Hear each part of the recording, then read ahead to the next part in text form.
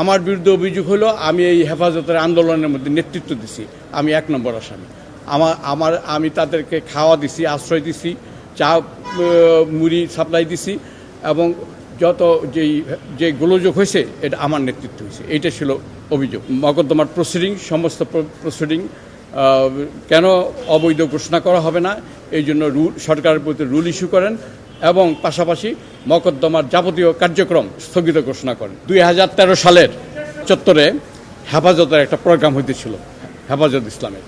সেই প্রোগ্রামে আইনশৃঙ্খলা বাহিনী তাদের ব্যাপকভাবে মারপিট করে তাদেরকে এই জায়গা থেকে উৎখাত করে দেয়। তারপরও তারা রাত্রে গিয়ে সেখানে ব্যাপক জনসমাবেশ হয় এবং এই জনসমাবেশে সেখানে পুলিশের ভাষ্য অনুযায়ী যে তাদের পুলিশ আহত হয়েছে এবং আইনশৃঙ্খলা বাহিনী অনেকে আহত হয়েছে, থানা লুট হয়েছে এবং পুলিশ ফাঁড়ি ভাঙচুর হয়েছে, বোমা বিস্ফোরণ হয়েছে। সময়টা দৌড়াবে। প্রাণডাল মুঠোই মুঠোই সময় পার। ওই মকদ্দমাটার মধ্যে এই আমাকে ওই সময় আরও অনেকগুলি মকদ্দমা হয়।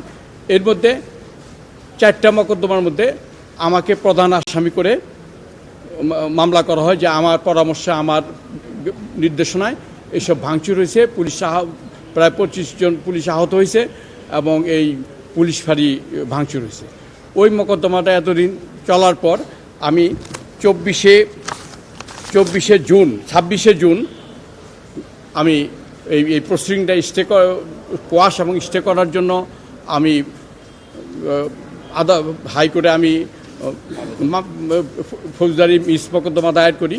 সে আবেদনের পরিপ্রেক্ষিতে আজকাল লিস্টে কার্যতালিকায় আসে এবং এটা পর্যাপ্ত শুনানির পর মাননীয় আদালত এই মকদ্দমার সমস্ত প্রসিডিং কেন অবৈধ ঘোষণা করা হবে না এই জন্য সরকারের প্রতি রুল ইস্যু করেন এবং পাশাপাশি মকদ্দমার যাবতীয় কার্যক্রম স্থগিত ঘোষণা করেন। আমার বিরুদ্ধে অভিযোগ হলো আমি এই হেফাজতের আন্দোলনের মধ্যে নেতৃত্ব দিছি। আমি ১ নম্বর আসামি। আমি তাদেরকে খাওয়া দিছি, আশ্রয় দিছি, চা মুড়ি সাপ্লাই দিছি এবং যত যে গোলযোগ হয়েছে এটা আমার নেতৃত্ব হয়েছে। এইটা ছিল অভিযোগ। আমি ১ নম্বর আসামি। এটা মামলাটা হয়েছিল সিদ্ধিরগঞ্জ থানায়।